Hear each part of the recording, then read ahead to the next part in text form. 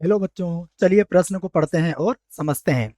निम्नलिखित बिंदुओं से होकर जाने वाले समतल का समीकरण ज्ञात कीजिए।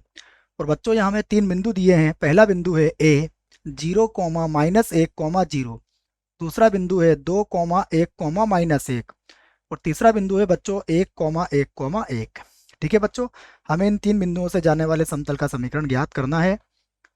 प्रश्न को हल करने से पहले बच्चों हम प्रश्न के लिए मुख्य अवधारणा लिख लेते हैं बच्चों। ठीक है, तो प्रश्न की मुख्य अवधारणा देखिए क्या होगी। बच्चों, तीन बिंदुओं से जाने वाले एक समतल का समीकरण होता है, उसका सूत्र हम यहाँ पर लिखेंगे। ठीक है बच्चों, लिख लेते हैं। देखो, मान लो बच्चों हमें पहला बिंदु है हमारे पास x1 y1। दूसरा बिंदु है x2 y2। और तीसरा बिंदु है बच्चों मान लो x3 और y3। ठीक है बच्चों, ये हमें तीन बिंदु दिए गए हैं। और यदि इन तीनों बिंदुओं से जाने वाले समतल का समीकरण हमें ज्ञात करना है तो उसके लिए बच्चों एक व्यापक सूत्र है बच्चों। ठीक है, उसी सूत्र को हम यहाँ पर लिखेंगे। ठीक है, ये लीजिए। तो देखो, बिंदु ए बी सी से जाने वाले समतल का समीकरण, समतल का समीकरण।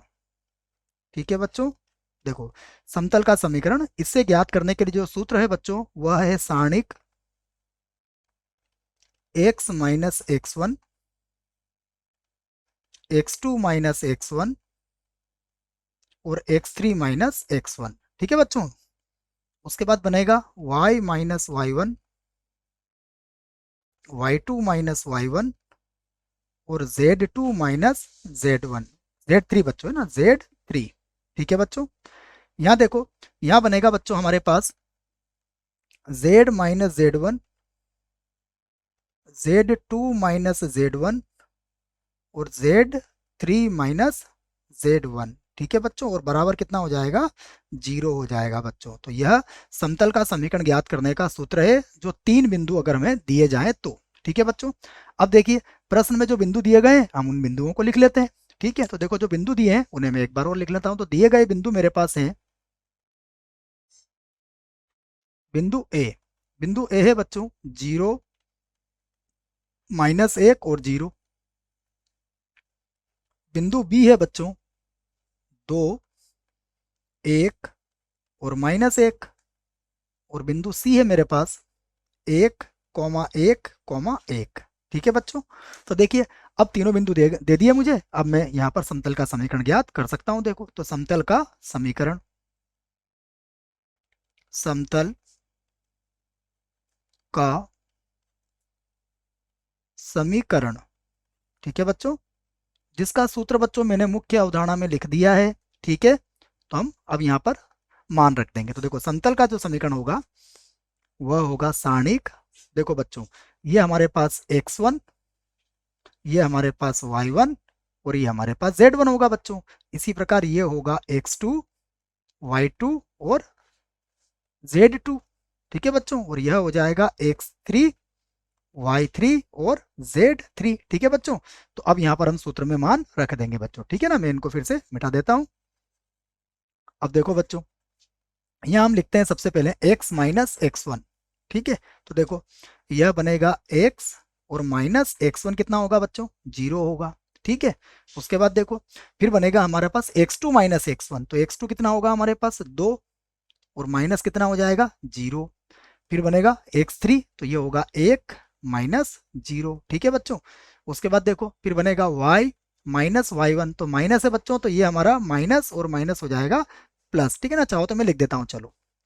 उसके बाद देखो y2 कितना होगा 1 माइनस और माइनस का 1। उसके बाद फिर होगा 1 माइनस और माइनस का 1। ठीक है बच्चों, फिर बनेगा हमारे पास z-z1। तो z1 कितना है बच्चों, 0 है हमारे पास। ठीक है, फिर z2 कितना है, -1 -0। और उसके बाद बनेगा 1-0। ठीक है बच्चों, काफी सरल है। अब बराबर 0 लिख दिया मैंने। तो देखो अब मेरे पास जो सारणिक होगी, नई सारणिक, वह होगी x उसके बाद होगा 2 और उसके बाद 1 और यहाँ होगा y प्लस 1 और बच्चों 1 और 1 यहाँ हो जाएगा 2 और यहाँ पर भी हो जाएगा 2 और यहाँ होगा z माइनस 1 और ये बन गया बच्चों 1। ठीक है, बराबर कितना हो गया? बराबर हो गया 0। अब मैं इस सारणी को हल कर लेता हूँ। देखो, तो इस सारणी को हल करने के लिए देखो सबसे पहले आएगा x और बच्चों पहले गुणा होगा 2 का 1 से, तो 2 का 1 से गुणा करोगे तो 2, फिर माइनस लगाओगे, फिर 2 का माइनस 1 से गुणा करोगे तो ये बनेगा माइनस का 2। ठीक है बच्चों, फिर माइनस ये होगा y प्लस 1। ठीक है, और फिर से इस सारणी को देखो हल करेंगे तो ये बनेगा 2 का 1 से गुणा करेंगे तो आएगा 2, फिर माइनस और बच्चों फिर 1 का गुणा माइनस 1 से करेंगे तो कितना आएगा? माइनस 1। ठीक है, फिर आएगा हमारे पास z और z के बाद देखो 2 का 2 से गुणा करोगे तो बच्चों आएगा 4 और फिर आएगा माइनस 2 और बराबर कितना है? 0। ठीक है, तो देखो बच्चों अब इसे हल कर लेते हैं हम, तो ये हो जाएगा 2 और 2 4, तो ये बनेगा हमारा 4x। ठीक है, यहाँ देखो बच्चों ये बन जाएगा हमारे पास माइनस का y प्लस 1 और ये 2 और 1 हो जाएगा बच्चों 3। ठीक है, और फिर है हमारे पास z और देखो 4 को 2 में से 2 घटाओगे तो कितना आएगा? 2 आ जाएगा बच्चों बराबर 0। ठीक है, तो फिर से देखो ये बनेगा 4x, 3 का y से गुणा करोगे तो माइनस का 3y, 3 का बच्चों 1 से गुणा करोगे तो माइनस का 3 और फिर मिलेगा हमें 2z। ठीक है बच्चों बराबर 0। तो ये हमारे पास क्या हो जाएगा? देखो ये हमारे पास होगा 4x, उसके बाद आएगा बच्चों 3y, उसके बाद होगा हमारे पास 2z और माइनस का हो जाएगा बच्चों 3 बराबर 0। तो ये क्या होगा बच्चों? हमारे समतल का समीकरण होगा। तो यही बच्चों हमारा क्या है? इस प्रश्न के लिए उत्तर है बच्चों। ठीक है, आशा करता हूँ आपको इस प्रश्न का उत्तर समझ में आया होगा। धन्यवाद।